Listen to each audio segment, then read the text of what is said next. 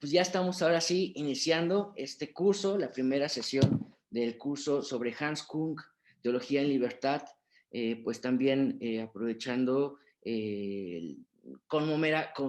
celebrar, ¿no? Este ejemplo que nos da el teólogo suizo, católico, también de diálogo interreligioso, ecuménico, eh, que murió, me parece, no como maestro de teología, aunque lo fue seguro para muchísimos, incluyéndonos en algunas lecturas, después de haber sido un teólogo fundamental, ¿no? En la formación en muchas décadas, pues llegaría quizá por sus posturas a quedar en el margen de la teología oficial.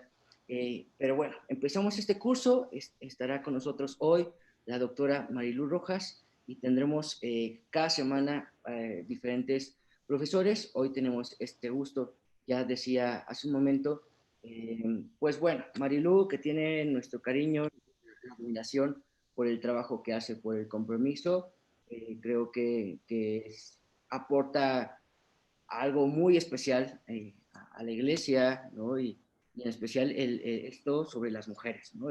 La teología ecofeminista, creo que urgente para que nuestra iglesia sea presentable, ¿no? Para no sentir tanta vergüenza de ciertas cosas que se han normalizado. Bueno, Marilu Rojas Salazar es una investigadora y teóloga católica mexicana destacada por su activismo feminista, su actividad investigadora en los estudios de género y su postura en favor de una reforma de la Iglesia Católica en la que se reconozca a las mujeres el derecho a la ciudadanía. Marilú Rojas es una religiosa misionera de Santa Teresa de Lisieux y doctora en Teología Sistemática por la Universidad Católica de Lovaina, profesora de Teología en la Universidad Iberoamericana, en el Instituto Interreligioso de México, en la Universidad La Salle. Pertenece a la Asociación de Teólogas Españolas y a la Asociación Europea de Mujeres para la Investigación Teológica, y más recientemente de la Asociación de Teólogas Itinerantes de reciente creación en México. Sus investigaciones están relacionadas con la teología feminista desde una perspectiva de la teología ecofeminista latinoamericana y pues bueno, comprometida con un montón de proyectos muy interesantes latinoamericanos que unen a lideresas, pastoras y teólogas en América Latina. Un gusto, como siempre, Marilú, verte y escucharte. Bienvenida. Te doy la palabra. Muchas gracias, Mario Piñón, por la invitación y muchas gracias a todos, a todas, a todos ustedes por estar. Es un gusto, un placer poder compartir con ustedes.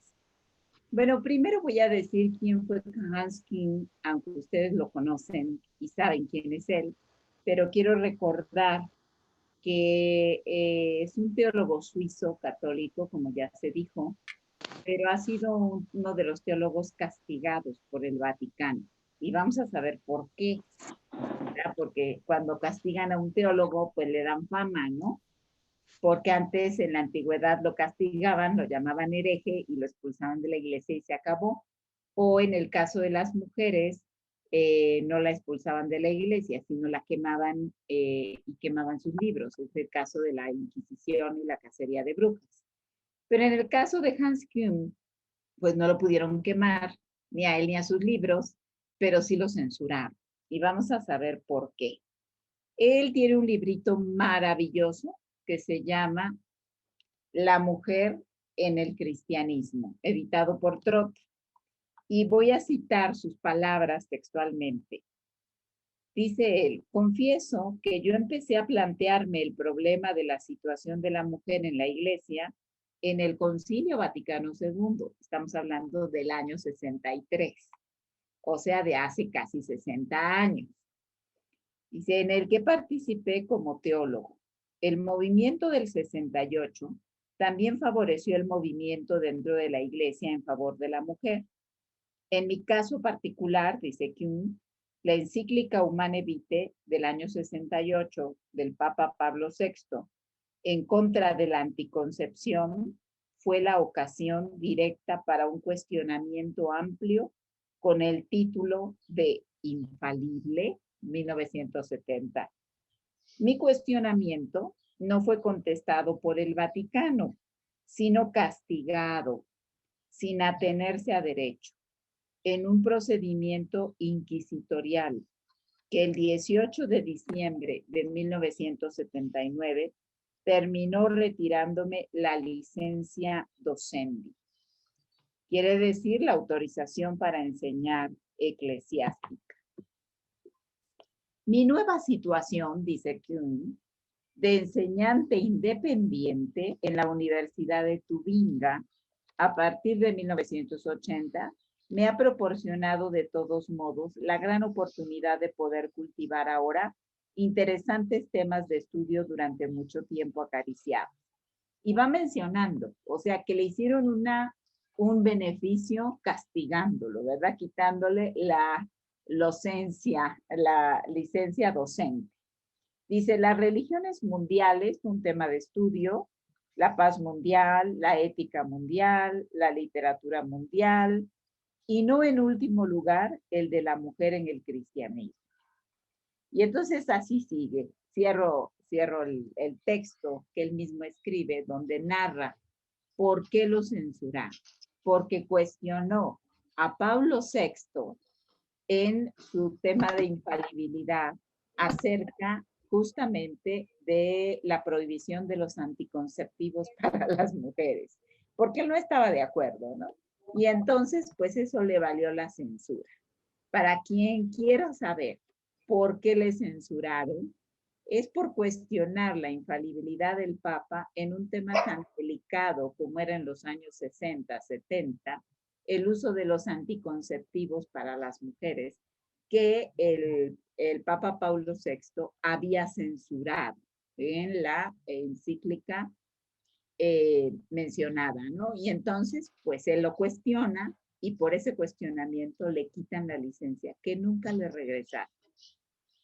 Sin embargo, como dices, Mario, pues él fue gran maestro de muchas gentes, fue compañero de Ratzinger en Tubinga, ¿verdad? Y el encuentro que tienen Ratzinger y Hans Kuhn va a ser muy interesante porque él es el único que le puede rebatir a Ratzinger literalmente todos sus argumentos en torno a muchas cosas de la doctrina que un tipo bastante avanzado para su época, estaba a favor de la eutanasia, estaba a favor del uso de los anticonceptivos, estaba a favor de una ética diferente, estaba a favor de la sexualidad diversa, estaba a favor de todos esos temas que hoy comienzan a romperse, ¿verdad?, para la iglesia y que vamos a ver ahora. Mi tema en el que me voy a centrar, obviamente, es la mujer en el cristianismo que toca Hans Kuhn. Con el curso de Hans Kuhn, ya dije un poquito por qué lo censuraron y justamente fue un más de mujer, ¿no? El que le valió la censura porque justamente cuestiona por qué tiene que controlar la decisión de uso de anticonceptivos en las mujeres. Y pues eso es lo que le vale la censura. Ahora, en ese momento, ¿no? Ahora, lo interesante es que nunca lo reivindicaron, sino cuando muere como un teólogo disidente, justamente, en un momento en el que, pues, la iglesia está también en crisis, tratando de tocar estos temas que él cuestionaba justamente para la institución, ¿no? Y entonces vamos a recordar que él nace en Surse. Hans Kuhn nace en Surse, 19 de marzo de 1928, y es ordenado sacerdote en 1954. 3 años más tarde hace su tesis doctoral que defiende, el tema es la convergencia en católicos y reformados. Él va a abogar siempre por un diálogo ecuménico. Podríamos decir que Hans Kuhn fue uno de los teólogos que le dio un fuerte empujón al ecumenismo en la iglesia, ¿verdad? El diálogo entre las tradiciones cristianas, protestantes reformadas, que no son lo mismo, y la tradición católica, así como las iglesias de la iglesia ortodoxa, las iglesias de Oriente. ¿Verdad? En realidad, en su tesis doctoral va a argumentar en diferentes lenguajes a favor del ecumenismo. Y también vamos a ver que va a intercambiar opiniones con Joseph Ratzinger muy serias, ¿no? Van a llegar inclusive a la discusión seria sobre temas como la infalibilidad del Papa, obviamente, como la centralidad del papado en Roma, como el diálogo ecuménico, como el judeocristianismo, como el diálogo con las religiones cristianas. Ese va a ser un tema siempre muy interesante que él va a estar tocando a lo largo de la historia de la Iglesia, ¿no? Y va a confrontar, porque si algo tiene Hans Kuhn, que es suizo, pero de la vertiente alemana, es la capacidad de argumentación que él posee, ¿no? La capacidad de argumentación es muy importante en la teología, porque uno no puede afirmar cosas porque se le ocurrieron, ¿no?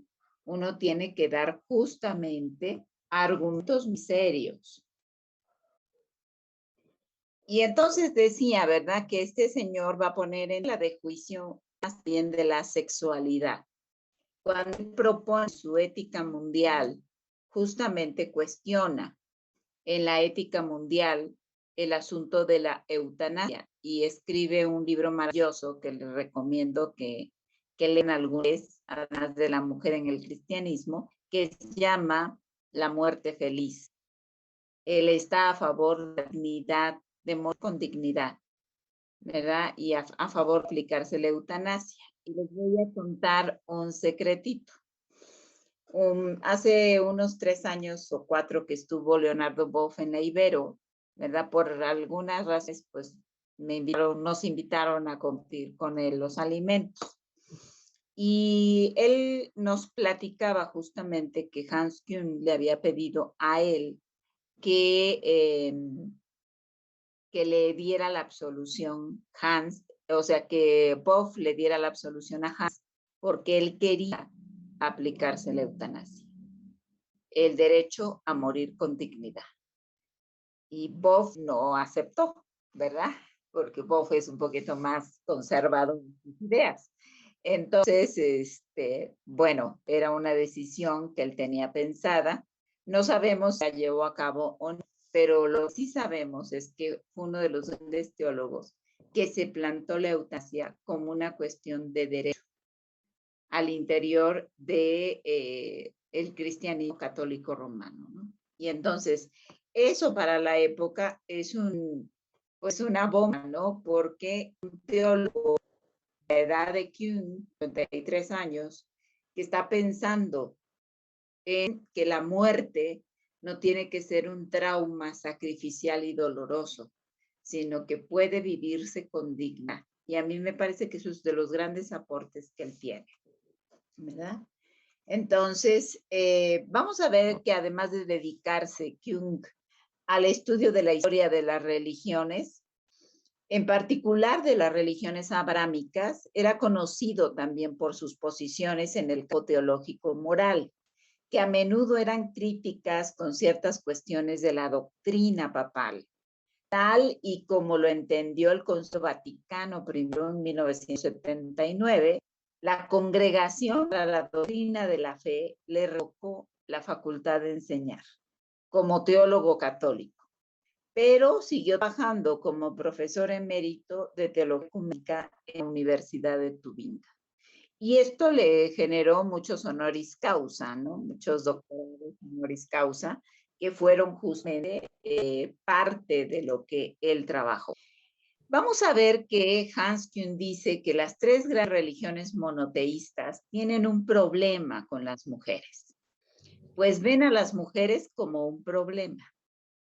Entonces, los monoteísmos, el cristianismo, el judaísmo y el islam, ven a las mujeres como un problema para ellas, ¿no?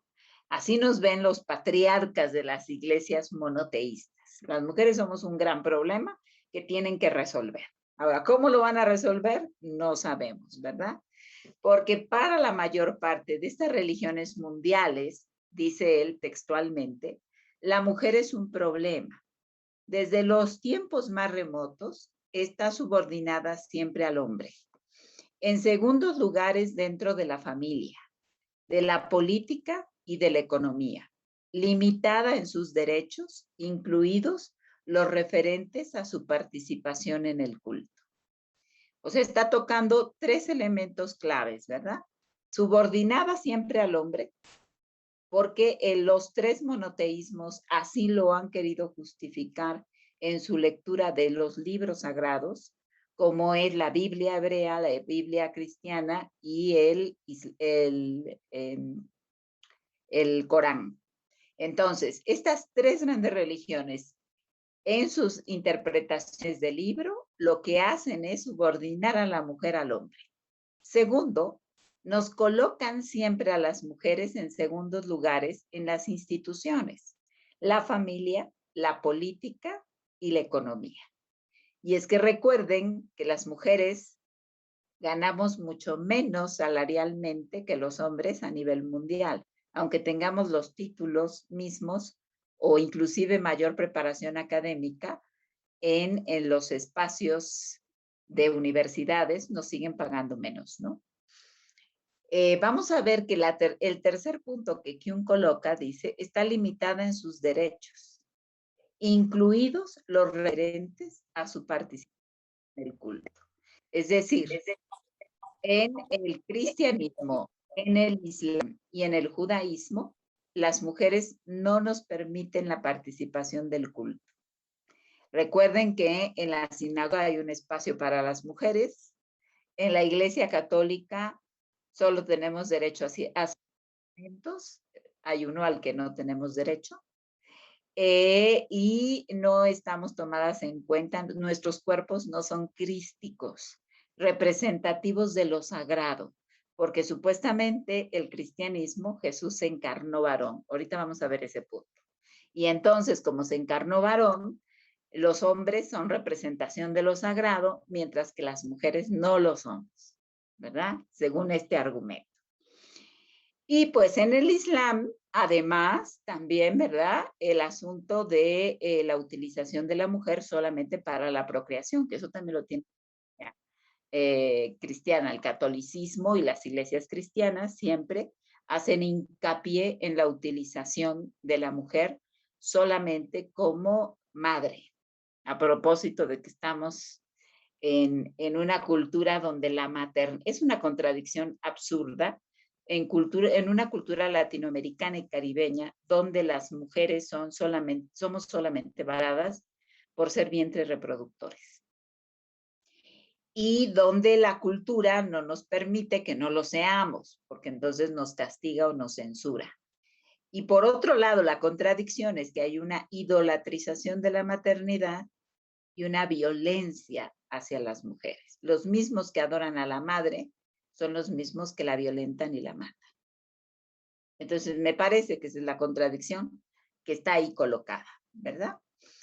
Entonces, citando a Hans Kuhn literalmente, él dice, la igualdad, abro la cita, la igualdad de derechos de la mujer es una magna tarea por cumplir, no solo dentro del cristianismo, es decir, a nivel social, a nivel político, a nivel cultural, también es una tarea que sigue estando pendiente.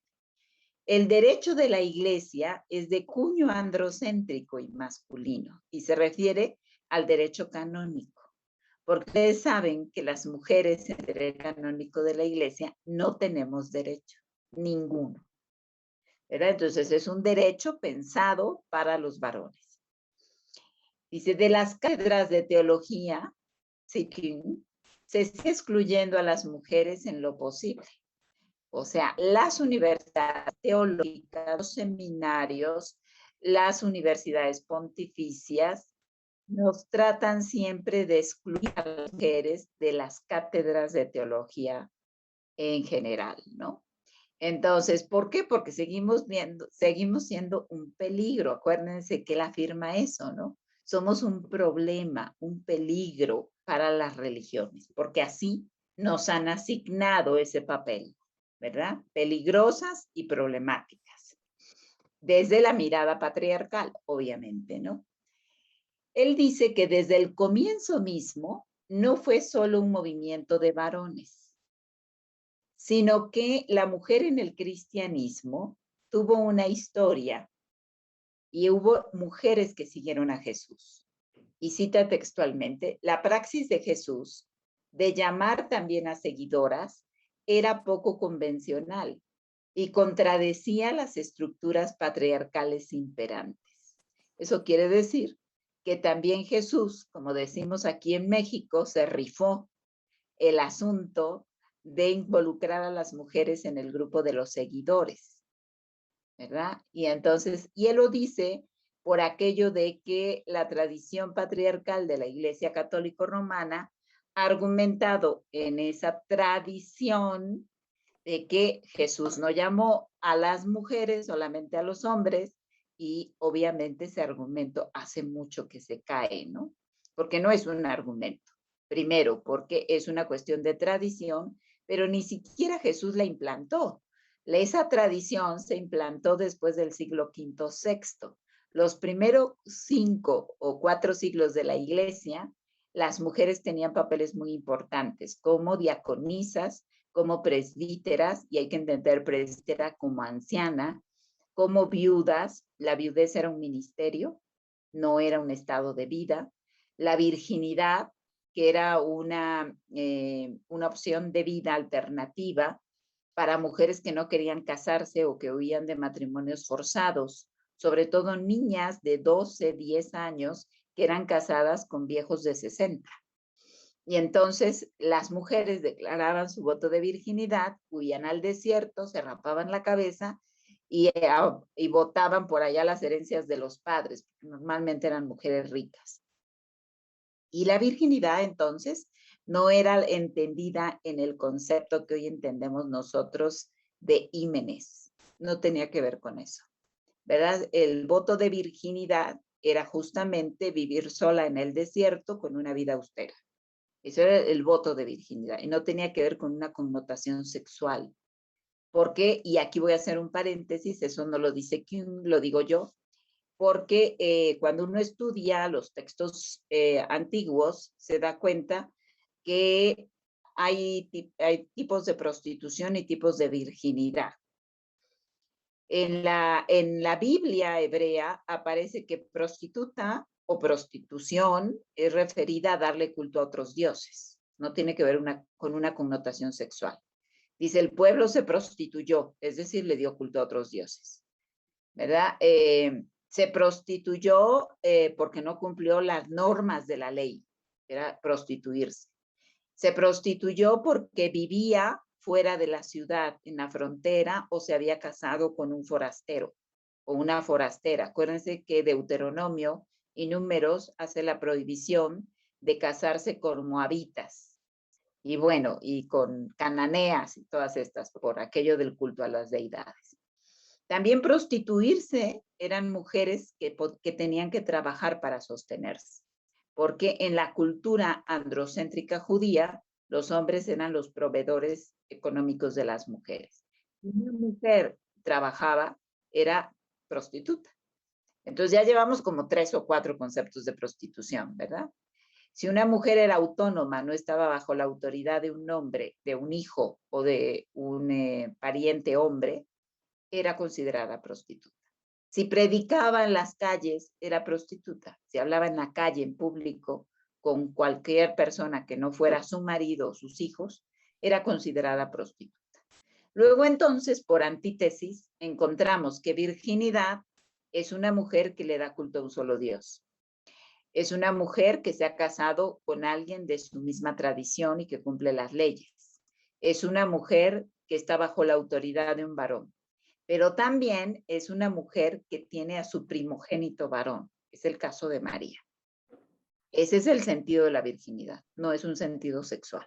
Cierro el comentario para decir que entonces Hans Kuhn dice que la praxis de Jesús de llamar también a seguidoras era poco convencional, era más bien escandaloso. y contradecía las sanas tradiciones del modelo judío de su tiempo, ¿verdad? Jesús, dice Kuhn, se había liberado de la praxis de marginar a la mujer. El mismo Jesús tuvo que liberarse de su propio patriarcado, de su propia estructura patriarcal, de sus propias creencias en torno a la mujer, ¿verdad? Jesús, dice que no solo no desprecia a las mujeres, sino que se comporta con rara naturalidad con ellas, ¿no? Entonces rompe los estereotipos de su sociedad machista, de su sociedad misógina. El título de padre, dice Kuhn, no es más que un símbolo patriarcal, una analogía de la realidad transhumana. Ojo con lo que voy a decir, y lo estoy leyendo textual: transexual de Dios. Origen también de todo lo femenino y maternal. De ningún modo podría analizarse para encontrar justificación religiosa a un patriarcado social.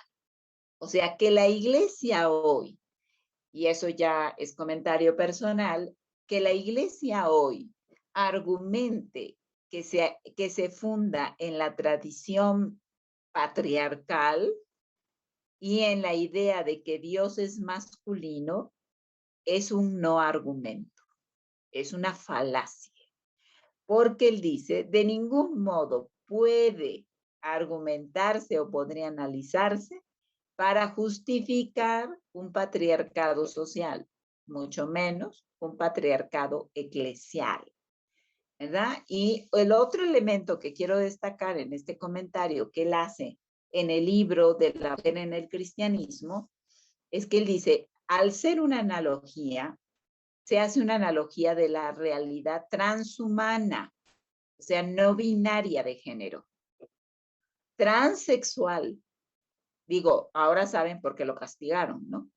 Porque es un viejito de 93 años hablando de estas categorías que para su tiempo serían súper recontra prohibidas y que para muchas mentalidades nuestras estarían como vedadas, ¿no?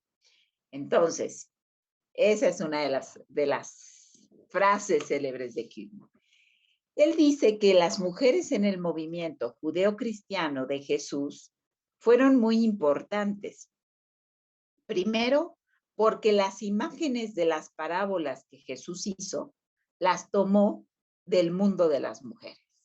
Es decir, las mujeres le enseñaron a Jesús. Jesús aprende de las mujeres, del mundo de las mujeres, cosa que no sucede con los varones, ¿no? Eso es muy interesante. Y no estoy diciendo que no le hayan enseñado nada, no, han enseñado algo.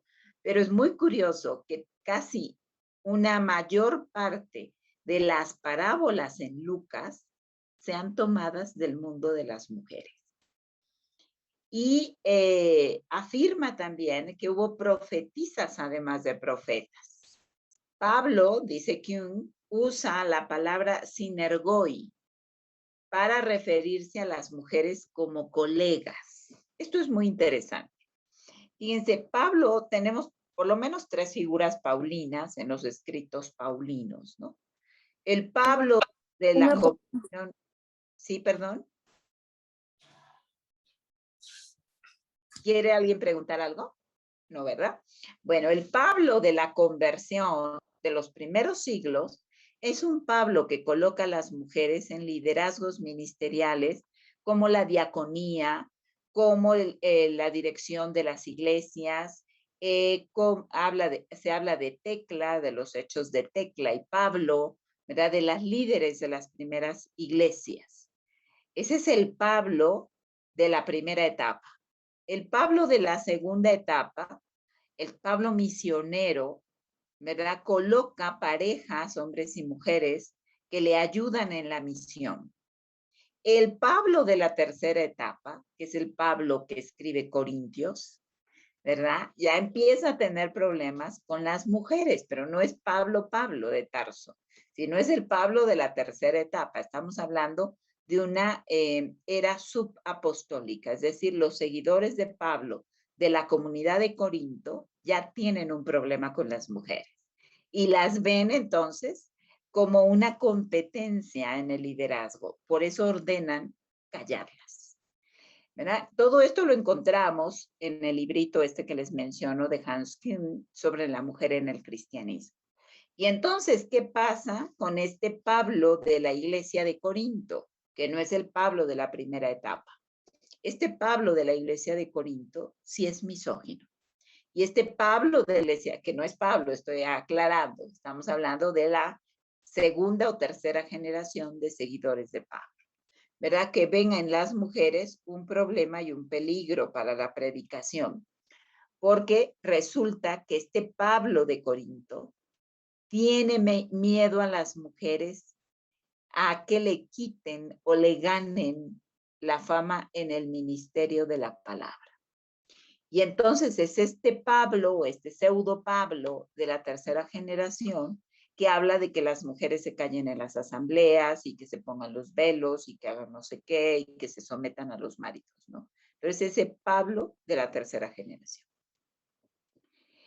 Y lo que explica Hans es que el gnosticismo, entonces, surge la corriente gnóstica, ¿verdad? Y el gnosticismo fue una corriente considerada herética por la iglesia, pero vamos a ver por qué fue herética. Gnosis quiere decir conocimiento o sabiduría, ¿verdad? El gnosticismo fue un movimiento que se extendió a lo largo de Éfeso. Y en Éfeso estaban tres iglesias muy importantes. La iglesia naciente de Pablo, la iglesia naciente de Juan y la iglesia naciente de María de Magdala.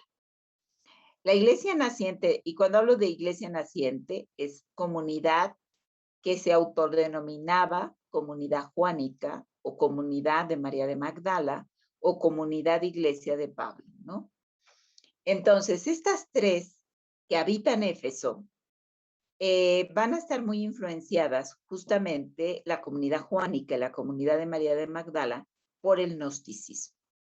El gnosticismo fue un espacio alternativo donde las mujeres pudieron encontrar las funciones que les estaban comenzando a quitar en la comunidad de Corinto, ¿verdad? Entonces, en el gnosticismo, muchas mujeres se fueron al gnosticismo porque ahí podían ejercer la profecía, había reconocimiento de doctoras, misioneras, predicadoras, liturgistas, funciones que no podían ejercer en la iglesia naciente, porque ya la tercera generación de seguidores de Jesús estaban pegándose muy claramente al modelo imperial jerárquico. Entonces, las razones que va argumentando Küng para decir que paulatinamente le fueron quitando el poder de la palabra a las mujeres. Y entonces ellas fueron creando espacios o lugares, o se fueron hacia espacios o lugares de otras tendencias cristianas, que después fueron declaradas heréticas, ¿no? Y entonces resulta que a las mujeres se les declaró herejes más que a los hombres, por varias razones, ¿no? Ahorita vamos a ver por cuáles. Lo cierto es que dice que las perdedoras de la historia fueron las mujeres, porque en ese asimilarse al Imperio Romano y a la cultura helénica de parte del cristianismo en el siglo III y IV, con Diocleciano y Constantino, dicen los herejes hombres y los judeocristianos, que eran perseguidos por los cristianos, ¿verdad? Ya había ahí un antisemitismo muy interesante, más tarde fueron rehabilitados por la iglesia. O sea, la iglesia los incorporó, pero a las mujeres no. Entonces, las mujeres terminaron siendo acusadas de herejía. A los hombres los perdonaron y los reincorporaron, pero a las mujeres. Y entonces él da algunas razones, ¿verdad? Dice, bueno, algunas razones, vamos a ver. Primero dice, necesitamos redescubrir que había mujeres mártires, profetisas y doctoras, madres de la iglesia, viudas, vírgenes, diaconisas, presbíteras, en el sentido de ancianas, mujeres que bautizaban, mujeres que acompañaban el liderazgo de otras mujeres, y entonces era un mujeral, vamos a decirlo así. Y esto le va a causar mucho problema al cristianismo, por lo que nos ve como problema, porque quiere pegarse al modelo imperial. Y al pegarse al modelo imperial, tiene que jerarquizarse, tiene que institucionalizarse y tiene que patriarcalizarse. Entonces, el pegarse al modelo institucional va a ser a costa de eliminar progresivamente a las mujeres, sobre todo en el poder de la palabra. ¿Y cómo lo van a hacer? Desprestigiando a las mujeres en su poder de la palabra. Van a decir que las mujeres, siguiendo la lógica platónica, ¿verdad? No somos solamente cuerpo, no tenemos alma, animus, no tenemos inteligencia. De ahí que entonces van a decir que las mujeres somos más propensas a la herejía, más propensas al error, o sea, más tontas, para decirlo rápido, ¿no?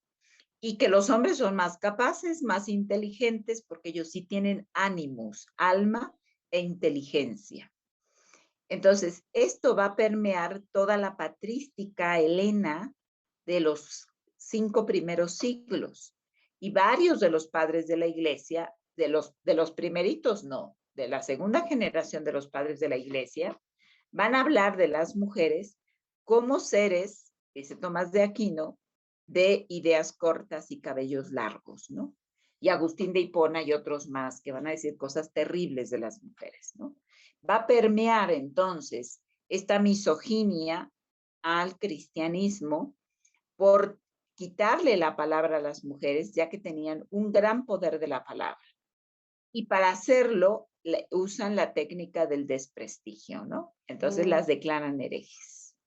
Esto pasa con las mujeres de estos primeros siglos. Por eso es que las mujeres se van al desierto, ¿no?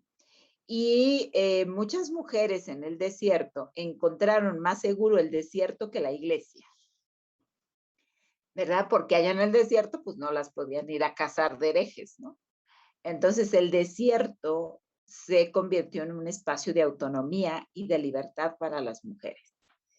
Por eso él dice, Hans Kuhn dice que necesitamos redescubrir a estas mujeres anacoretas, mártires, profetisas y doctoras y rescatar las formas de vida alternativa para las mujeres. Es decir, huir al desierto, ser ermitaña, luego más adelante en la Edad Media, ser beguina, ¿verdad? Era una forma de escapar del control de la iglesia patriarcal pegada al Imperio Romano. Y entonces, la pregunta que él coloca es, ¿qué impidió la emancipación de las mujeres en la iglesia primitiva? Y va a dar 3 respuestas. La primera es que dice que una cosa que realmente impidió el desarrollo de la mujer en la iglesia naciente, en el cristianismo, pero que después también esto va a pasar en el judaísmo y en el islam, es la implantación de una estructura jerárquica. Vamos a ver que Kuhn va a ser un acérrimo atacante contra la jerarquía, como teólogo, ¿verdad? Eso es muy interesante. Él nunca fue cardenal, nunca fue obispo, porque su función, su vocación era la de teólogo. Y es que a los teólogos y a las teólogas nos toca justamente eso, mover a la iglesia de su estructura jerárquica y su estatus de confort, ¿verdad? Entonces, esa implantación jerárquica fue lo que echó a perder que las mujeres pudiéramos entrar en una lógica de mayor liderazgo en la iglesia. Segundo, la aversión a la sexualidad propia de la antigüedad tardía. Él dice que no solamente el cristianismo tuvo problemas con la sexualidad, sino que la sexualidad en la antigüedad tardía, sobre todo influenciada por el movimiento helénico y otras tradiciones más de corte occidental, van a ver el cuerpo como un problema gracias a Platón, ¿no? Y al neoplatonismo más adelante. Entonces, estas filosofías platónicas y neoplatónicas van a hablar justamente de un desdén de la sexualidad. Y que esto va a permear el cristianismo, y lo va a permear tanto que va a llegar a Agustín de Hipona y va a ver la sexualidad como pecado original, cosa que no es, ¿eh? En la Biblia ese no es el sentido. El pecado original es de cuño de los maniqueos, del pensamiento maniqueo, donde el cuerpo estorbaba, ¿no? Y la sexualidad era mala y era considerada pecado, porque el término pecado no existe en hebreo. Existe errar, equivocarse, pero no pecado como tal. Peccata mundi es un término latino de la tradición occidental, ¿no? Y el tercer punto que él menciona es justamente el desprecio al cuerpo de la mujer, pensando que la cultura solo era el hombre, ¿verdad? Entonces a las mujeres nos van a ver solo como cuerpo. Y entonces no como mente, como inteligencia, como nous, ¿verdad? De ahí que por eso muchas huyen al gnosticismo, porque en el gnosticismo pueden demostrar que sí tienen inteligencia, que sí tienen capacidad de reflexión y de pensamiento, ¿no? Entonces, estos argumentos van a ir en contra justamente de las mujeres en la iglesia. Y otro elemento que él dice muy importante, que no hemos de olvidar las mujeres, lo dice así textual. Una cosa no deberían olvidar nunca las mujeres, la androcracia, que sin lugar a dudas acabó instalándose en la iglesia de los paradigmas helenísticos y católico romano.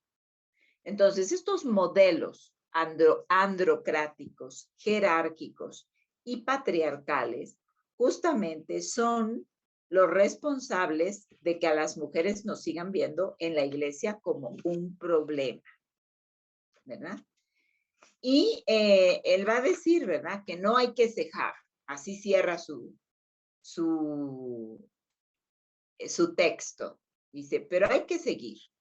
La iglesia vive debajo y los de arriba más tarde o más temprano perderán la batalla contra la igualdad de los sexos. Igual que perdieron la que se hicieron contra las brujas o contra la democracia y los derechos humanos. Las mismas mujeres se están encargando ya de ello. Y voy a cerrar este libro con unas sinceras palabras de agradecimiento a las incontables mujeres de todo el mundo que me han animado constantemente en mi camino, y muy en especial a las que estuvieron cerca de mí en decenios de alegrías y penas, y que apoyaron con vigor esta tarea. Así cierra, ¿no? Entonces, él tiene una fiel confianza en que las mujeres vamos a dar la batalla, que ya la estamos dando, ¿no? Y que así como la iglesia fue vencida en el tiempo de la quema de brujas, pues ahora también será vencida en el tema de la igualdad de los sexos, y sobre todo en el asunto del liderazgo de las órdenes ministeriales, ¿verdad? Entonces, él dice, la iglesia del futuro tiene que ser una comunidad de libertad, de igualdad y de hermandad, donde no haya sexismo, racismo y elitismo. Esa es la reforma de la que él habla, ¿no? Es una reforma concreta. Dice, la iglesia como comunidad de personas, hombres y mujeres, radicalmente iguales. De ninguna manera puede ella aparecer como una iglesia de varones, de clases, de razas, de castas o de jerarquías, sino que esa igualdad debería plasmarse en la configuración de la iglesia misma. La iglesia tiene que ser una comunidad de hermanas y hermanos, y no puede ser de ninguna manera un sistema de dominación patriarcal. Bueno, pues yo con esto cierro mi comentario con ustedes, ¿verdad? Diciendo que una iglesia cristiana que sea espacio de sororidad, también tiene que ser, que sea espacio de fraternidad, perdón, también tiene que ser espacio de sororidad. y que la Iglesia no puede seguir cerrando los derechos humanos, los derechos sexuales y reproductivos y los derechos cultuales a las mujeres, a riesgo de perder al más importante gremio fiel que ha tenido en estos últimos tiempos. Porque si pierde a las mujeres, pues ha perdido más de la mitad de sus feligreses. Muchas gracias. Y ahora abrimos para comentarios, ¿les parece? Pues quien guste que tenga alguna duda, un comentario, si quiere puede levantar la mano o abrir su micrófono y compartirla. Sí, adelante, ahí estás. ¿No? Buenas noches. ¿Qué lugar tiene dentro de la teología de Kuhn, que tiene una teología tan completa, abarcativa, el celibato del varón? Para Hans Kuhn, él se le hacía una absurdez total, el celibato del varón. Él lo decía así muy francamente, ¿no? Yo lo explico a mi manera, no a lo Kuhn, pero yo digo que en francés nosotras decimos je suis célibataire, ¿no? Y entonces, je suis célibataire es yo soy una persona soltera. De ahí viene el término celibato. Célibataire es una persona que es soltera, que no es casada, pero no se refiere a ninguna categoría de una práctica sexual. Entonces, el tema del celibato, que fue colocado hasta el siglo XII justamente como una norma por la reforma gregoriana de la Iglesia, fue justamente puesta por una cuestión de herencias, una cuestión económica, ¿no? Y Kuhn lo habla en otro libro, dice, bueno, si Jesús viniera y preguntara, ¿infalibilidad de qué? ¿Qué es eso? ¿Que los curas, cuáles curas? ¿De qué es eso? ¿Presbítero? ¿Qué es eso? ¿Sacerdote? ¿Qué es eso? ¿Y qué es eso de ser célibe? O sea, a Jesús, él dice, le sorprendería muchísimo estos conceptos que se han acuñado luego a lo largo de la historia de la Iglesia.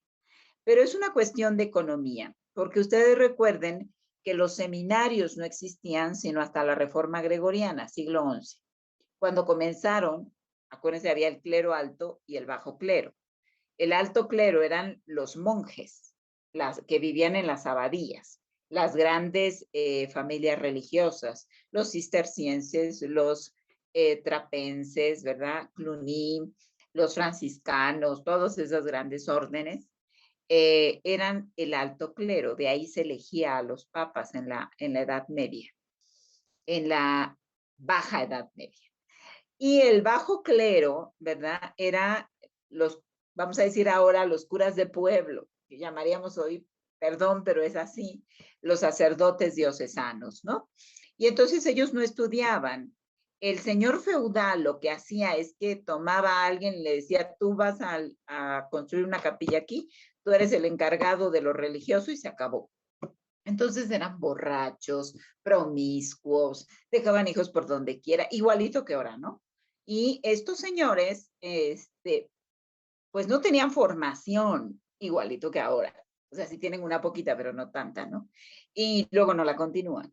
Entonces, pues estos no iban al seminario porque no había universidades y pues bueno, cuando morían, aparecían los hijos a reclamar el feudo, los bienes, las tierras, lo que había, ¿no? Y entonces la iglesia perdía un montón. Esas tierras que ya tenía porque había tantos curas por ahí y pensaba que ya tenía esas tierras para su beneficio, esos feudos, pues los iba perdiendo. Y vamos a ver que estamos en el siglo XI-XII, cuando la iglesia también ha cejado de las cruzadas. Se terminan las cruzadas. Y recuerden que cuando la iglesia regresa de las cruzadas, regresa sin nada. No logró su cometido de liberar los famosos santos lugares de mano de los musulmanes. Y entonces regresa con una mano adelante y otra atrás y trae las famosas reliquias. Ahí aparecen las reliquias para justificar su fracaso, ¿no? Porque se ha acabado toda la plata y entonces ahora regresa, ahí está la peste en Europa, están un montón de situaciones de pobreza. Léanse un librito que se llama Los pobres y miserables de la Edad Media, que es impresionante, ¿no? Y entonces la iglesia quiere construir la famosa iglesia de San Pedro con toda la majestuosidad. Y entonces coloca la venta de indulgencias y coloca justamente el celibato para que los sacerdotes, los bienes no pasen a sus familias. Es una cuestión de economía. Eso es lo que todo el mundo sabe en la historia de la iglesia, pero que además cuestiona, dice, ¿y el celibato de los sacerdotes qué? O sea, eso no tiene ningún sentido ya más. Eso es lo que él decía, ¿no? En un textito que se llama El Credo de Hans Kuhn. Ahí lo pueden encontrar. No sé si respondí a tu pregunta. Gracias. Por ahí había otra manita, otro comentario que no alcancé a ver. Guadalupe Miranda, tenías la mano levantada. Sí, buenas noches a todos. A ver, no sé cómo formular la pregunta referente a lo mejor estoy fuera de contexto, pero mi pregunta es la siguiente. Menciona a Agustín de Hipona sobre, dijéramos, que está en contra del sexo. Sin embargo, su vida pues fue algo tremenda, porque pues incluso fue padre, bueno, padre de un hijo, que tuvo un hijo, perdón, y su vida pues fue pues muy rebelde.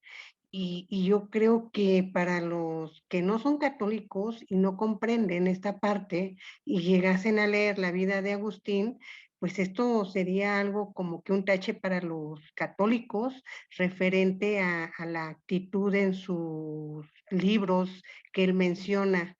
Ahí como nosotros como católicos que sabemos, dijéramos, parte de la vida de algunos santos, ahí como nosotros, cómo podríamos explicar a alguien fuera de nuestra, dijéramos, fuera de nuestra religión, cómo podríamos explicar esta parte de, dijéramos, en el caso de Agustín, ¿no? Porque en el caso de Santo Tomás, pues bueno, su vida fue muy diferente a la de Agustín, pero sí, a mí me crea conflicto esa parte, ¿no? O sea, cómo poder explicar algo cuando él lo vivió, él lo disfrutó, él por muchos años estuvo en esa parte de, no pudiera decir yo que de pecado, sino de rebeldía.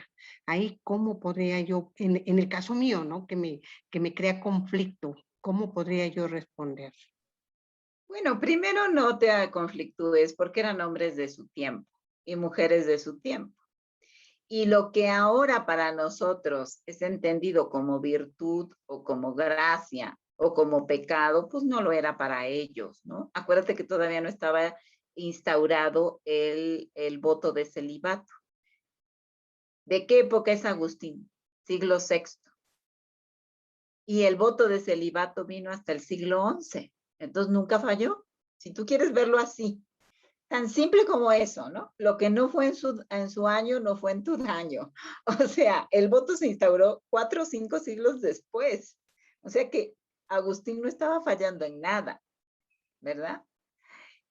Ahora, la contradicción de Agustín es que él ve, por influencia de los maniqueos, que eran unos filósofos allá heréticos, que sí pensaban que la sexualidad era un pecado, era mala, ¿no? ¿Pero por qué? Porque pensaban, fíjense, había una tonta idea, perdón, pero eran los tiempos, que lo que los hombres comían no iba a otro lugar, sino a la eyaculación, ¿verdad? Y eso iba al cerebro también y alimentaba el cerebro. Entonces, Ireneo de León y otros más, padres de la iglesia, ¿verdad? Pues ellos pensaban que en la eyaculación se iba la inteligencia de los hombres. Eso era lo que pensaba, ¿verdad? Y entonces por eso hubo uno que se castró y dijo, no, para que no se me vaya la inteligencia, ¡pum!, se castró. Eran hijos de su tiempo y de su época. Entonces no podemos leer a Agustín de Hipona, a Pablo de Tarso, a todos estos personajes con la mirada actual. No podemos ver la sexualidad entonces con la mirada que hoy tenemos. Miren, les voy a dar un dato. La heterosexualidad, por darles un ejemplo, empezó a ser normada, vista como todo mundo tiene que ser heterosexual, a partir de la reina Victoria, siglo XVII. La gente no se casaba por amor, ¿verdad? Entonces, la homosexualidad, el lesbianismo, todas las prácticas sexuales, pues, siempre han existido, solamente que a partir del siglo XVII se empezaron a ver mal, y eso nos quedó, lo heredamos nosotros. Pero si uno dice, ay, los Borgia, qué perversos eran, qué malos, qué sucios, qué no sé qué, pues no, era la época, la sexualidad no estaba heteronormada, ¿verdad? Para entenderlo así. No había los conceptos que hoy hay. Entonces, pues no hay que querer medir a la gente de ese tiempo con nuestras categorías, es lo que dice Kuhn, ¿no? La iglesia no puede decir que hoy se afianza en su tradición patriarcal por la historia de los inicios del cristianismo o por la Edad Media. Tiene que cambiar. Entonces, por eso, sobre la pregunta del celibato, Kuhn decía, pues eso se tiene que resolver porque está siendo un problema para la iglesia, ¿no? Porque lo puso con una medida económica drástica y ahora le está saliendo contraproducente. Lo mismo pasa con Agustín, ¿no? Sabemos que la sexualidad no es un pecado, hoy lo sabemos, pero los maniqueos sí lo manejaron así, como una limitación, porque tenían esa idea de que la sexualidad y el cuerpo nos impedía la inteligencia. Es por eso. Pero no sé si respondí a tu pregunta. Sí, muchísimas gracias. Leticia nos había escrito por el chat que tenía una pregunta. Leticia Zavala, si quieres compartirla. Sí, muchas gracias, Marilu. Muchas gracias. Muy interesante la forma en la que fuiste desarrollando. Me parece bastante interesante y me quedaba con una de las ideas que mencionabas de que Jesús tuvo que ir luchando también contra pues esa desvalorización que había en su tiempo para la mujer y que aprende inclusive de ella. ¿Qué crees que le lleva a Jesús a dar este paso de cambiar su visión? Porque creo que al ver lo que a él le ayudó, nos puede ayudar a nosotros mismos a, pues, a seguir ese camino. Bueno, lo primero es que Jesús siempre estuvo a favor de los débiles y de los desvalidos de su sociedad, de la gente marginada. Y entre la gente marginada estaban las mujeres. Entre la gente despreciada estaban las mujeres. Era una sociedad que despreciaba a las mujeres. Entonces, su opción por los más débiles, por los más pobres, por los limitados, por la gente periférica, es lo que le lleva a eso. Esa sería una respuesta así a bote pronto. Pero si uno analiza un poquito más, pues vemos que, y voy a entrar en un terreno peligroso, pero me gusta tu pregunta. Jesús no era un masculino varón que cumplía con las normas de ser varón de su tiempo. Porque ser un masculino varón en el mundo judío implicaba darle hijos al pueblo, ¿verdad? Eso era lo primero, de todo buen judío tenía que darle descendencia al pueblo. Para ser un pueblo numeroso, se tenía que dar descendencia. Además, tenía que demostrar ser un varón de su tiempo, ¿no? Entonces, trabajar, proveer, preñar, eran las labores masculinas de una masculinidad de ese tiempo. Y Jesús rompe el estereotipo de masculinidad. ¿Por qué? Porque no es capaz de proveer. Las mujeres lo mantienen. Digo, literalmente, ¿eh? Lo dice el Evangelio que Juana, la Susana y la María de Magdala, todas estas mujeres que eran ricas, y sabemos que eran ricas porque eran esposas de gente de administración de Herodes, y Magdalena, que lleva el título de la ciudad, porque se supone que es una mujer importante en la ciudad, eran las que le proveían con los bienes. Y lo dice Lucas y lo dice Mateo y Marcos. Entonces, él no se sustentaba a sí mismo ni al grupo. Las mujeres le proveían con sus bienes. Segundo, porque estas mujeres, también la convivencia con las mujeres, el observar el contexto, cómo eran tratadas las mujeres, fue otro elemento importante. Pero regresando a la masculinidad de Jesús. Entonces, no era un proveedor, no era un protector, no era un hombre que podía protegerse a sí mismo, porque el texto de Marcos es muy duro, ¿no? Si eres el Hijo de Dios, bájate de la cruz y libéranos. Y no lo pudo hacer, ¿no?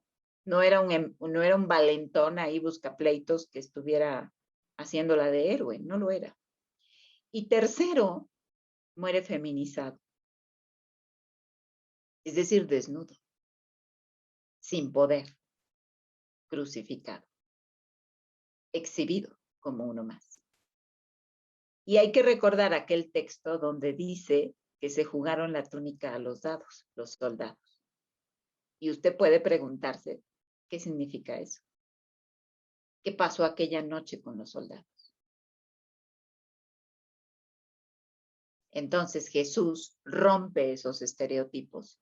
Puede romper esos estereotipos justamente por la situación de sufrimiento y dolor y marginación que vivían las mujeres, y lo confrontó. Porque hubo mujeres que lo confrontaron. Digo, es que siempre leemos el Evangelio muy piadosamente. Hay que leerlo de otra manera, ¿verdad? Hubo mujeres que lo confrontaron muy seriamente, como la mujer a la que llamó perra, la Sirofenicia, ¿verdad? No está bien echarle el pan a los perros. Y la mujer le contesta, sí, pero los perros también comemos de la mesa que caen, de las migajas que caen de la mesa de los amos. ¿Y eso qué quiere decir? Sí, yo soy perra, tú eres migaja, tú eres la sobra de tu sociedad, lo que tu sociedad desprecia. Entonces vamos ubicándonos, ¿no? Yo perra y tú migaja o sobra. Y entonces se acabó la discusión. Grande es tu fe y que se haga lo que tú quieres.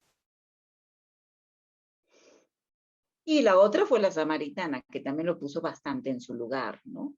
En su masculinidad arrogantita que tenía al principio del texto. Dice que Jesús llegó a pedir agua. Dame agua de beber.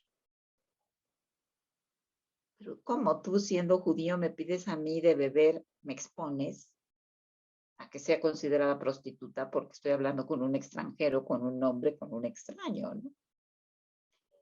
Sí, es que si tú le supieras quién es el que te pide de beber, y ahí viene la arrogancia, ¿no? Del mensaje. Si tú supieras quién soy yo, o sea, tú me pedirías de beber a mí. Y él le contó, pero no tiene con qué cara de los ubicar, querido. Y lo ubica. A ver, y vamos hablando entonces de las feas.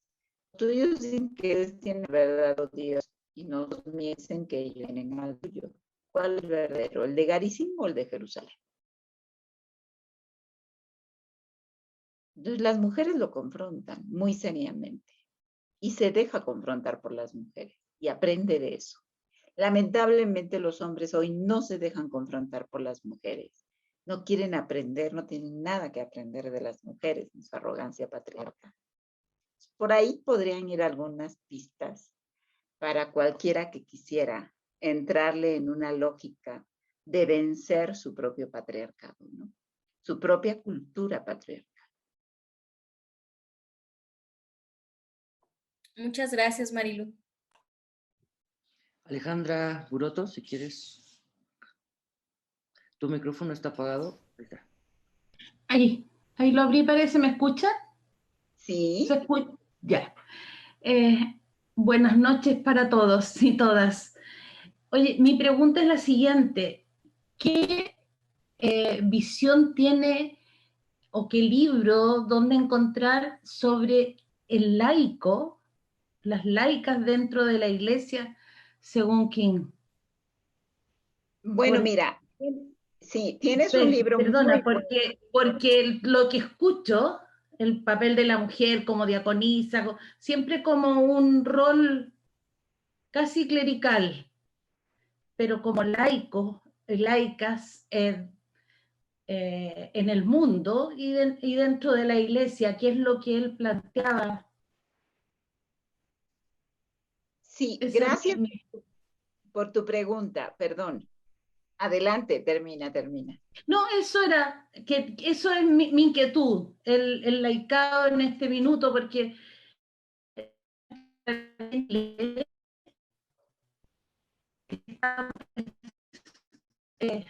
cada vez tú ves desgraciadamente una iglesia jerárquica que se está cayendo a pedacitos.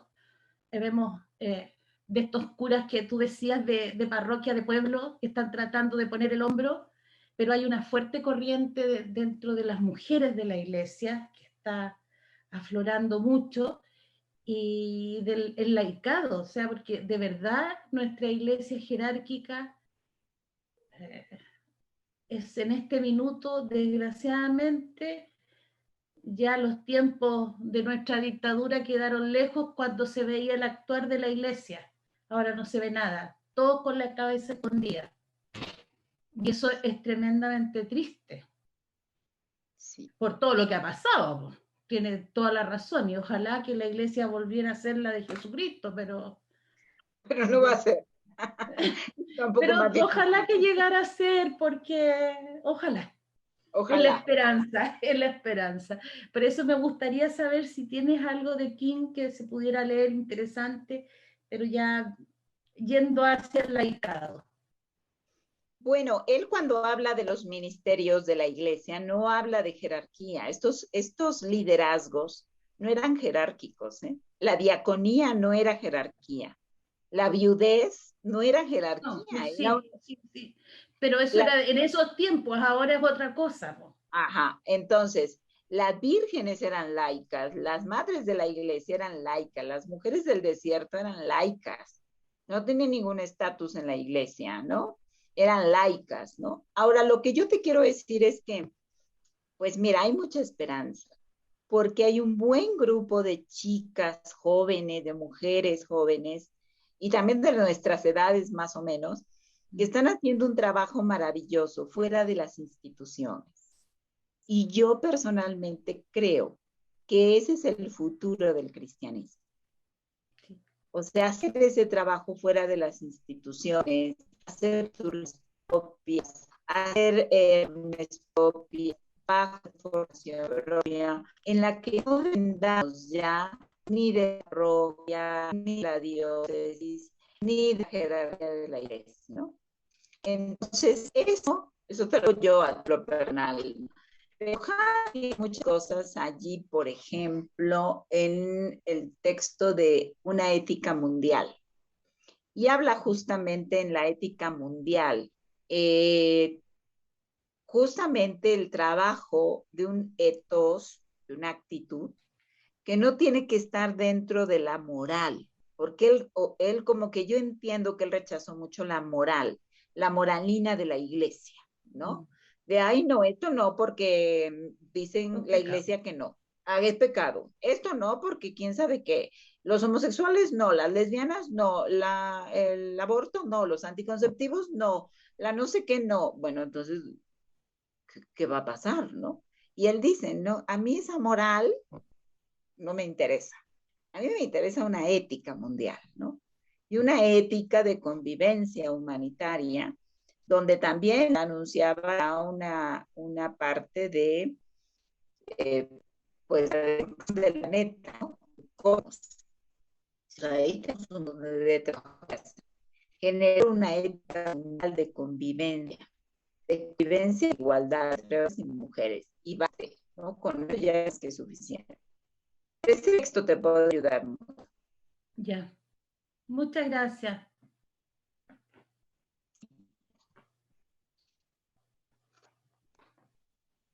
Además,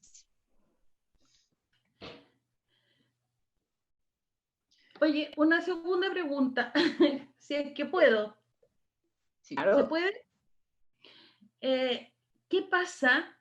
A mí me llama mucho la atención y me lo he preguntado muchísimas veces con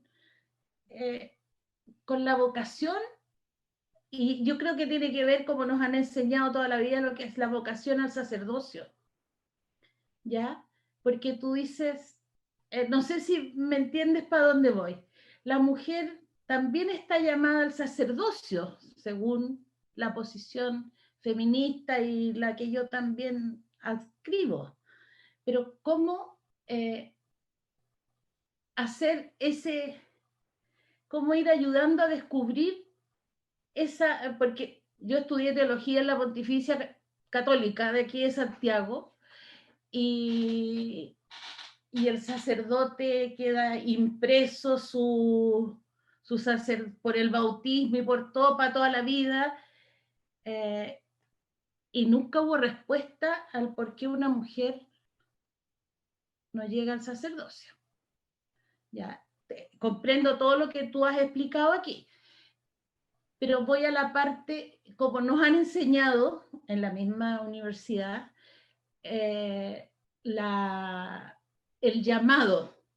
Es como que se asomara Jesús de repente, abriera el cielo así y le dijera: joven, a usted lo quiero aquí de esta manera. Ya, estoy caricaturizando, ¿ya? Sí. Entonces, yo nunca he escuchado en realidad a una chica, aparte de las que van a los conventos para hacerse religiosa, que diga: yo he sentido el llamado de Dios para ser sacerdote. Nunca he tenido la posibilidad de escuchar eso.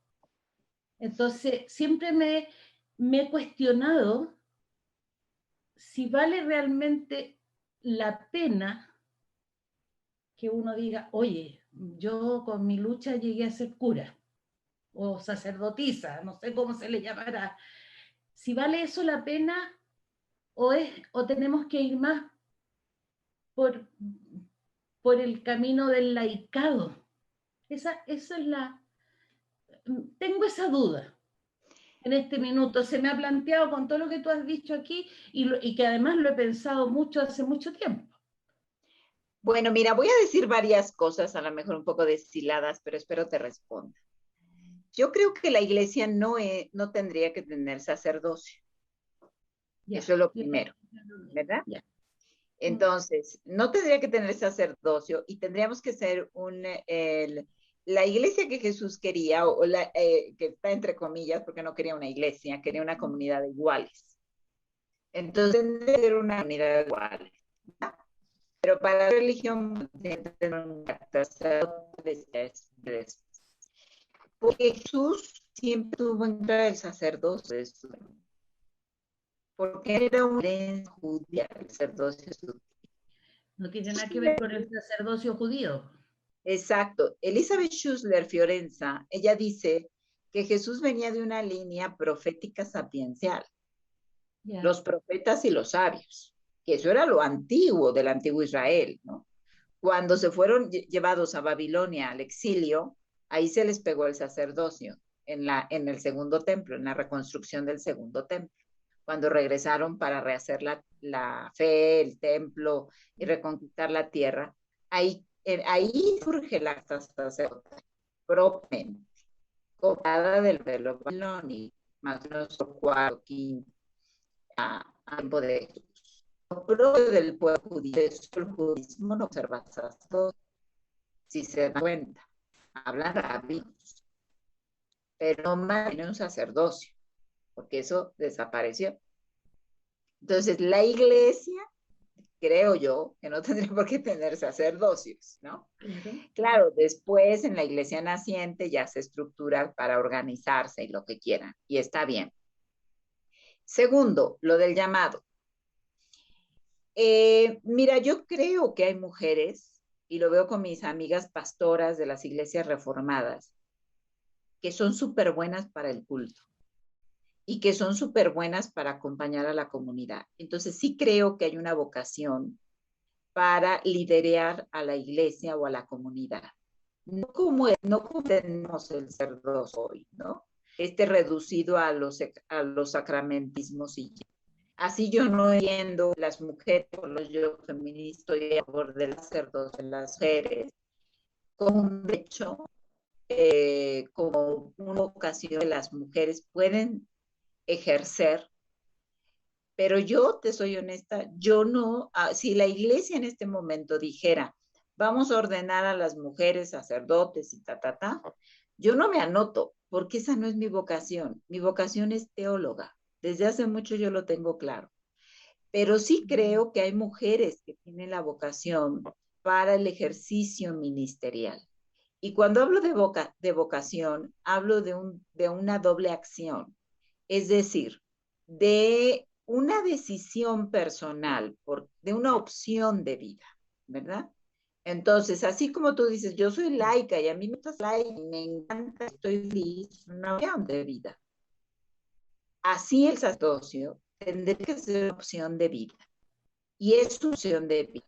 Lamentablemente se ha manejado más como un llamado divino.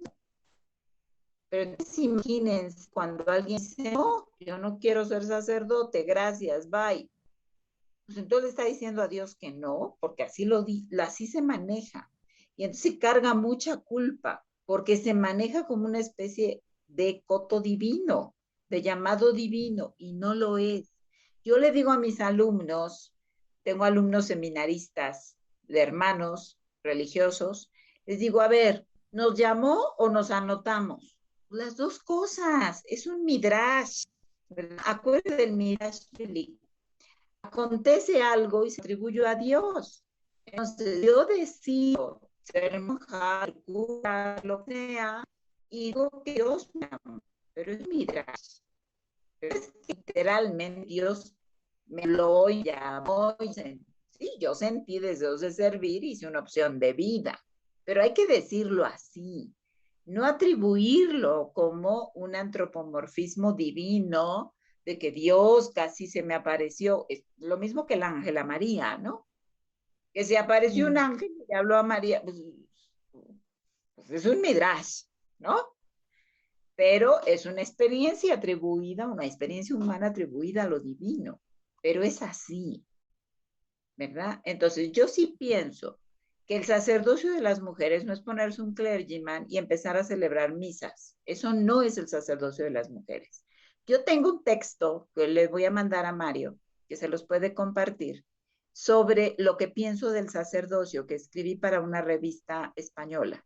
Se los voy a mandar porque ahí digo qué sí del sacerdocio y qué no del sacerdocio, ¿verdad? Porque nada más sumarnos a la jerarquización patriarcal que ya tiene la iglesia no es para mí algo nuevo. ¿En qué contribuiríamos a cambiar la iglesia?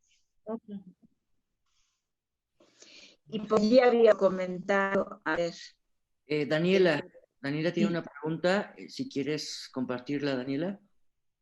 ¿Qué tal, Marilu? Pues como siempre un privilegio poderte escuchar y aprender e irnos apropiando, sobre todo como mujeres también desde nuestra posición de estas propuestas. Yo te quería preguntar algo que no se relaciona directamente con Kuhn, pero que es como para pensar en hacia dónde quisiéramos ir, igual como Kuhn pensaba hacia dónde podría ir algo como la institución de la Iglesia Católica, y el cristianismo en general, y que tendría que ver con algo más bien de coyuntura, que es esta convocatoria para la Asamblea Eclesial Latinoamericana. Quisiera saber cuál es tu opinión, si ustedes están como organizando algo, o cómo lo están viendo. Aprovechando que estás aquí, ¿no? Le preguntas a la mujer equivocada. Ahí sí. Mira, yo estoy muy desencantada de las instituciones. O sea, y cuando hablo de las instituciones, hablo de la iglesia, de la vida religiosa, de todo, ¿no? Porque yo tenía mucha esperanza con mi querida Amazonía, ¿no? Todo el sínodo de la Amazonia, que fue un evento maravilloso. Y al final, pues nada, ¿no? Las mujeres olvidadas en el documento. Y al final, Roma corrige el documento. y pone lo que quiere, ¿no? Y entonces dices, bueno, ¿para qué trabajamos aquí nosotros si finalmente van a poner lo que quieren, ¿no? Es la historia de Aparecida, es la historia de Santo Domingo, es la historia de, no de Puebla, ¿eh? Puebla 79, ahí las mujeres metieron 11 números al documento. Y eso se lo debemos a la Elsa Tamés, a la María Pilar Aquino, a Nancy Cardoso, a todas aquellas mujeres de los años 70, 80 que empezaban a estudiar teología, que es el único documento donde hay 11 números dedicados a las mujeres. Metieron gol, ¿verdad? Entonces, eso sí, me encantaría, ¿no? Si alguien dice, pues vamos a hacer una comisión de mujeres y vamos a meterle un gol al patriarcado eclesial, pues le entro, ¿no? Pero de ahí en fuera no me entusiasma, por los precedentes y la historia que ya tiene nuestra iglesia de recibir borradores y corregirlos, ¿no? Y la corrección es peor que el deseo. Entonces, a mí realmente no le tengo las instituciones ahora. Cuando hablo de instituciones me refiero a la Iglesia Católica, ni a la Iglesia formada, ni al modelo familiar, ni a la vida, ni nada, ¿no? De hecho, ya. Entonces, no creo que va a cambiar más. Será un documento más corregido, aumentado, con algunos logros y ya. Eso es lo que pienso. Pero yo sé que es un pensamiento muy pesimista, ¿no? Pero lo sustento realista a lo mejor. lo sustento en la historia que ha pasado con mi querida Amazonía, con Fratelli Tutti, con Laudato Si, con todos estos documentos, donde por más que las mujeres le mandamos una carta al Papa para decirle, oiga, incorpórele el Sorelli, ¿no? ¿Qué le cuesta? No. Entonces, yo sí creo que mi labor teológica es en la base, es en estos círculos. Yo tengo una vocación teológica más institucional, más que creo mucho en que hagamos los círculos, en grupos como estos de vayamos creando conciencia, los cambios en las bases, ¿no? Para que el concilio siguiera y cambiara, tuvo que haber una base que precedió, ¿verdad? Y había unas prácticas maravillosas ya, muy puestas para que se hiciera el cambio. Gracias, Marilu. Sí. Por ahí había otra manita que vi. Quisiera alargar esta pregunta que decía Daniela. Está convocado el nuevo sínodo sobre la sinodalidad. Pues interesante me parece, pero también la convocatoria que han hecho a mujeres cristianas, ¿no? Para hacer un propio sínodo donde ellas estén y expresen su palabra. Bueno, o sea, ellas mismas lo están haciendo. Me parece que en Roma no sé si la coincidencia de estas dos partes, ¿no? Por una la institución y por otra, no sé si los movimientos de abajo, comunitarios y feministas, de teólogas, ahí le ves un poquito más, Marilu. Tampoco. Ahí sí. Pues hay muchos feminismos, ¿no? Hay feministas más radicales, yo me anoto en esas, y hay feministas más conciliadoras. Y entonces yo creo que quienes están abogando por el sínodo están en el feminismo conciliador, que se me hace muy valioso también su aporte. ¿Por qué no? Claro que sí. Pero había otra persona que levantó el dedo por ahí. Lina. Quería decir que me agradó mucho escuchar tus palabras, Marilu, porque así no me siento tan sola. Tampoco pienso, no le veo mucho futuro ni mucho ánimo en participar en ese tipo de actividad. Gracias. Sí, no le veo futuro. Yo estoy de acuerdo contigo y entonces, pues, si y lo logran, bueno, pues me sumaré al logro, por supuesto, y lo respetaré y lo reconoceré un montón, ¿no? Que ya es una lucha muy buena. Pero yo prefiero luchar en otros espacios, ¿no? Donde creo que sí hay más futuro. Gracias. ¿Alguna última pregunta o comentario que quieran hacer? Bueno, yo tengo un comentario. Hans Kung llamaba otra vez este dilema, ¿no? En lo institucional y lo de abajo, los movimientos, llamaba en el 2010 a los obispos del mundo a rebelarse y hacer un concilio en donde le reformaran la iglesia a Benedicto. Obviamente no se hizo nada, pero ¿por qué tanto silencio? O sea, ¿cómo puede ser posible que exista un Hans Kung, una teología de este tipo, tu aporte teológico, Marilu, y también esta otra completamente sepulcral, ¿no? O sea, ¿cómo es posible tanto control? O sea, bueno, no sé si nos metemos en un tema delicado, pero bueno, comentábamos incluso otros espacios que nos gustaría que hicieran este tipo de cosas, ¿no? Recuperando el Sínodo de la Amazonia o estas cosas. Hablando acá en México, la Universidad Iberoamericana, también hay cierto silencio, o sea, no sé si es también refiriéndose a una institución jesuita que al final tiene que obedecer o quedar bien, pero bueno, ¿cómo es posible esto? Tanto dominio, dominación de un discurso, bueno, de arriba, ¿no? No sé. Bueno, acuérdate que la iglesia es jerárquica, ¿no? Y hacen pactos patriarcales y los hombres lo saben hacer. Porque a la hora de los pactos patriarcales, para estar en contra de los procesos de las mujeres, pues se suman hasta los que no están de acuerdo, ¿no? Entonces, eso por un lado. Por otro lado, yo sí creo que Juan Pablo II hizo un excelente trabajo de invierno eclesial, de echar atrás el Vaticano, ¿no?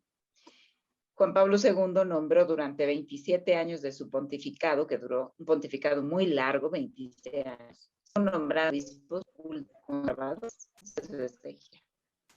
Y Benedicto XVI lo continuó. Entonces, apenas están nombrando algunos no liberales, sino más, ¿verdad? Y pues eso no nos va a tocar a nosotros verlo ahorita, sino tal vez en 10 años, ¿no? Pero también hay que entender que, pues tampoco yo le tengo tanta fe a las reformas que se están haciendo, ¿no? Porque no son reformas radicales, son reformas de forma, pero no de fondo, ¿no? Y pues sí, los jesuitas tienen que, acuérdate del cuarto voto, y es al Papa. Y ahorita el Papa en turno, pues es de ellos, entonces no pueden abrir mucho la boca. Esos son del Papa. La historia quedó ahí, entonces no va a formar la institución como se quisiera, digo, pasos. Lo que hace Franco es limpiarla, sí, estando muy bien. Una de la institución, limpiando esto de la corrupción, de las situaciones de pederastia, de abusos sexuales. Eso está haciendo y lo está haciendo bien. Me parece que eso es un paso muy importante. Pero de ahí a que la institución vaya a cambiar, no lo creo. Y me parece que todo esto se debe, como dice, a la jerarquización de la iglesia. O sea, mientras la iglesia siga siendo jerárquica y patriarcal, la historia va a seguir siendo la misma.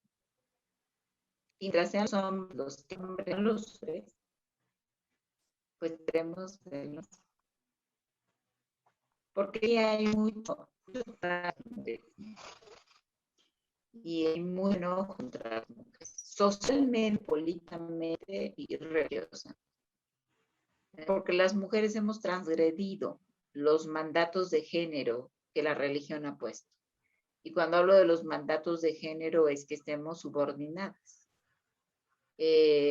Judith Butler dice que una de las cosas que estamos viviendo es un terrorismo de género contra las mujeres. Y ese terrorismo se debe a que nos hemos independizado, a que hemos reclamado nuestros derechos, pero sobre todo a que hemos pedido los derechos reproductivos. Y eso no lo pueden perdonar, porque acuérdate que la iglesia era la dueña de los derechos reproductivos. Decía cuándo, cómo y quién y con cuántos hijos tenías que tener y todo eso. Entonces, Esa es la razón por la que castigaron a Hans Küng, por cuestionar por qué el Papa se estaba metiendo en el uso de los anticonceptivos de las mujeres. Pasa, ¿no? Entonces, pues bueno, así que le vi la censura. Muchísimas gracias. Un último comentario a alguien. Si no, Marilu, de tu parte, si quieres cerrar con algún comentario. ¿Cómo no? Yo creo que Hans Küng fue uno de los teólogos más prominentes que ha tenido la Iglesia Católica, que nos demostró que la vocación teológica se hace al margen de la institución, en contra de la institución y a pesar de la institución, y que esa vocación teológica tiene mucho sentido, que los teólogos, las teólogas, estamos llamados y llamadas a avanzar en el pensamiento, a avanzar en nuestras posturas, aunque la Iglesia no quiera caminar con nosotros, pero que sí nos tenemos que mantener en esa independencia y autonomía de las instituciones para poder dar una palabra profética. De otra manera, las instituciones nos tragan. Y yo creo que uno de los grandes movimientos proféticos de estos tiempos es el feminismo, los feminismos, que están justamente moviendo no solamente a las religiones, sino a la sociedad, a la política y a la economía. Y quiero ver en el ecologismo y en el feminismo los dos grandes movimientos proféticos que hoy cruzan la praxis de América Latina y el Caribe. Y pues estamos invitadas, invitados, invitades a seguir a esos movimientos proféticos que están denunciando las situaciones. Y bueno, pues hoy tenemos bien a larga historia que refiere a las mujeres, no solo en la iglesia, sino en la sociedad, en la política, en la economía. Pues muchas gracias por la invitación, por dejar y por las preguntas tan maravillosas que me han hecho esta noche. Les mando un abrazo y para quienes no están en el país y para quienes están en el país también, pues traer a la memoria a estas personas que han muerto en el accidente del día de ayer por la noche en la caída de estos trenes, justamente por cuestiones de corrupción, ¿no? Se cayó eso por una cuestión de mala construcción, de un pésimo servicio de nuestros políticos a la movilidad de estas. Y entonces, pues, es traer memoria a estas personas que han sido víctimas de una injusticia por acumular bienes descaradamente y ver el bienestar de nuestros hijos. Poner en la presencia de la divinidad a todos nuestros países latinoamericanos, a Colombia, a El Salvador, a Perú, ¿verdad? Están viviendo unas situaciones terribles, ¿verdad? Entonces, pues desde aquí nos unimos y creemos en las luchas, en las alianzas de la calle que están haciendo y en ese profetismo callejero y comunitario que pues va a dar frutos. Pues muchísimas gracias. Ahí están aplausos emocionados, con mucho cariño de escucharte, estas palabras críticas y duras, necesarias. Bueno, antes de que nos despidamos, me gustaría que nos tomáramos una foto, regularmente lo hacemos, y luego la publicamos en Instagram y la compartimos. Entonces, pues les invito a encender sus cámaras para salir en esta foto, primera sesión. ¿Sí? Ahí están, Carmina, Guadalupe, si gustas encender tu cámara para que salgas. Aquí está Lore. Bueno, 1, 2, 3. Y me falta la otra página. A ver, ahí están. Sonrisa. Ahí está. Ya están las fotos, se las comparto. Un gusto compartir esta primera noche del curso, Marilu. Un gusto volverte a ver, ahora por Zoom, pero igual de fructífero escucharte. Muchas gracias. Un abrazo. Muchas gracias. Muchas gracias. Gracias. Un abrazo. Gracias a todos.